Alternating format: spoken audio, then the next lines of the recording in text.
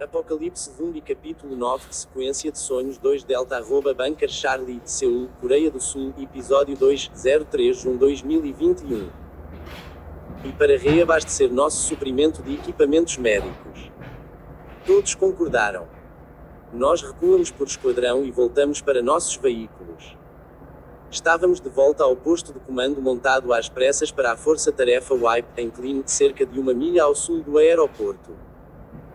Todas as 4 equipes estavam descansando. Ninguém estava ansioso para voltar. Todo o aeroporto estava infestado com aquelas coisas aflitas. Alguns cientistas norte-coreanos loucos conseguiram transformar todo o aeroporto em um experimento de zumbi humano de risco biológico que levou ao próximo nível, o apocalipse zumbi. O que quer que eles tenham feito com os assuntos de teste os transformou em zumbis, famintos por carne e sangue quente.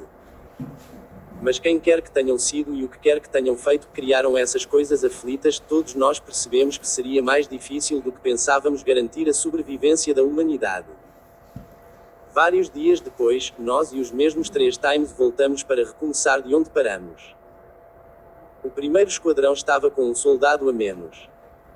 Mas tínhamos que limpar as coisas aflitas a todo custo. O primeiro esquadrão entrou na entrada depois de lançar vários flashbangs. Os soldados usavam viseiras que lhes permitiam ver através da fumaça densa. Todos os 13 esquadrões desapareceram no caos. HK nos conduziu com sua espingarda em punho. Os 6 médicos o seguiram e eu cobri a retaguarda. HK continuou no curso, o que significava que todos os 13 esquadrões avançaram para o corredor. Não fez barulho durante os primeiros 15 minutos, então uma enxurrada de tiros estourou, junto com gritos e berros. Um soldado gritou, firme e atire. Alguns segundos depois, outro soldado gritou, suprima o fogo e recua em esquadrão. Uma soldado gritou, médicos. O líder do terceiro esquadrão gritou, precisamos de médicos. O médico líder respondeu, vamos. HK liderava, seguido pelos 6 médicos comigo na retaguarda.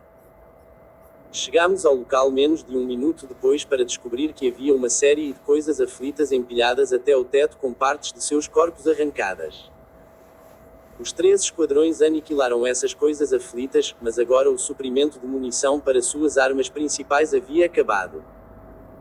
Eles estavam usando suas armas. A arma lateral tinha capacidade para 27 cartuchos no máximo, e os soldados estavam gastando essa munição rapidamente. Outros soldados estavam arrastando seus camaradas feridos até nós. Todos os 6 médicos começaram a trabalhar com a supervisão de HK. A grande maioria das feridas foram queimaduras de sangue AC. Se não houvesse marcas de mordidas, Era possível tratar os feridos. Todos os 3 líderes concordaram em recuar para reagrupar e reabastecer os esquadrões com munição. Alguns dos soldados estavam mancando e outros com ferimentos mais graves eram carregados por seu camarada. Assim que o último soldado ferido foi carregado no Hammer dos médicos, uma vez que os soldados foram seus Hummers, todos nós saímos rugindo, chegando ao complexo improvisado em menos de 5 minutos. Algumas horas depois, HK e eu estávamos na área protegida da tenda médica. O médico líder e outros médicos estavam ocupados tratando dos soldados feridos.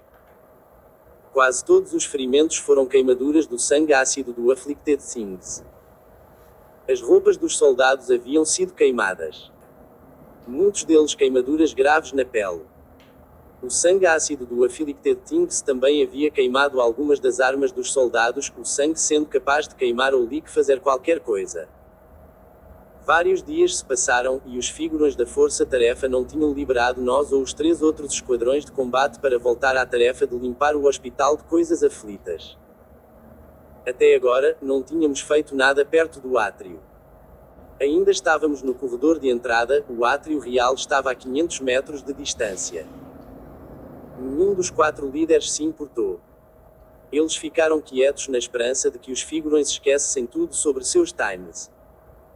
Novas armas foram emitidas, munição foi reabastecida. Novos soldados substituíram os gravemente feridos, de modo que cada esquadrão passou a ter 12 membros. Todos os 4 esquadrões receberam ordens de espera. Certa manhã, no intervalo para o café, encontrei o líder do primeiro esquadrão, um soldado da Infantaria de Operações Especiais de Manila. Sua especialidade era a guerra na selva. Conversamos brevemente, ele pensava que eu era um médico. Eu o corrigi, dizendo: eu sou um guarda do esquadrão médico. Ele perguntou: você sabe remédio? Não conheço remédio que sai de um buraco na parede, disse a ele. Então perguntei: o que não vimos no aeroporto? Ele engoliu um gole e disse: estamos com problemas. Os aflitos as coisas nos veem como fonte de alimento. E eles estão morrendo de fome. Há muitos deles lá. Solicitei lançadores de mísseis montados no ombro, mas meu pedido foi negado. Recebemos várias granadas de mão extras. Eles são muito generosos, eu disse. Como você se sentiu atirando em um de seus próprios soldados? Ele exalou um suspiro de desespero. Depois de pensar por um momento, ele finalmente disse: se eu for mordido por aquelas coisas aflitas, não hesite em atirar na minha cabeça. É a coisa mais humana a se fazer e também a coisa certa a se fazer. Sem mencionar que é a coisa mais compassiva a se fazer. Se o soldado caído não tivesse sido reanimado de sua recusa em deixá-lo levar um tiro, teria resistido. Eu perguntei. Absolutamente, disse ele imediatamente. O que aconteceu com a coisa compassiva e a coisa certa a fazer? Perguntei. Eu tinha ouvido falar dessas coisas acontecendo, mas nunca tinha testemunhado até um dos meus soldados caídos reanimados. Eu não vou atirar na sua cabeça, mas HKG não teria nenhum problema em fazer isso. Esse é um grande bastardo. Nós dois rimos. À meia-noite, a missão desceu. Os outros esquadrões sofreram pesadas baixas e pediram reforços. No momento em que chegamos, fomos recebidos por médicos e soldados em pânico. Nossos 6 médicos forneceram a eles o que precisavam. Cerca de uma dúzia de soldados com queimaduras graves gemiam. Não podíamos ficar lá muito tempo, já que os 3 times aos quais estávamos ligados haviam entrado. HKG liderava com uma espingarda nas mãos, com 6 médicos atrás dele e eu na retaguarda. Eu estava um pandemónio quando começaram os tiroteios, os soldados gritando e berrando. O aflito gritou terrivelmente quando as balas perfuraram seus corpos. Vários soldados carregaram seus companheiros feridos até a saída. Sangue e suor cobriam suas cabeças, rostos e uniformes enquanto a fumaça subia de suas armas derretidas. O médico líder relatou ao HQ, recebendo um grande volume de vítimas com queimaduras. Solicite reforços. O HQ respondeu, negado. Pressione para frente. Aqueles perto do médico líder ouviram a mensagem do QG alto e bom som. Todos os 6 médicos e os outros médicos estavam tratando das queimaduras, aqueles que ainda podiam andar estavam caminhando para os rumors que esperavam. Nossos 13 esquadrões se juntaram a outros esquadrões e continuou com o tiroteio feroz. 5 minutos depois, a maioria dos nossos soldados ficou sem munição e começou a usar as armas. Havia mais soldados que receberam vários ferimentos de queimadura. Os soldados gritaram horrivelmente quando o sangue ácido derreteu através de seus uniformes e penetraram em sua pele. O tiroteio feroz continuou. 4 dos nossos 6 médicos estavam carregando aqueles com queimaduras graves para o ramar médico lá fora.